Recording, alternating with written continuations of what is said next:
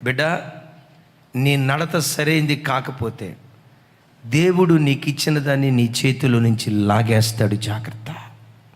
ఇవ్వటం కష్టం, ఇచ్చిన దేవునికి నీ దగ్గర నుంచి లాగేయటం దేవునికి కష్టమా? కష్టం కాదు.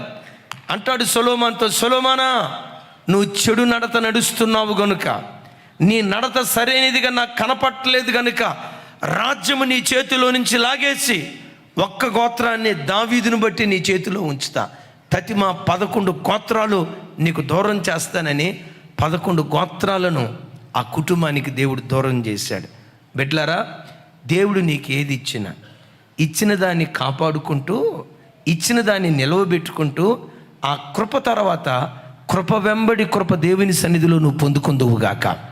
రోజు రోజుకు ఆ కృప అధికం కావాలి, కానీ దేవుడు నీకు ఇచ్చిన కృపను నువ్వు దూరం చేసుకోకుండా జాగ్రత్తగా దేవుని దగ్గర బ్రతుకుదువుగాక.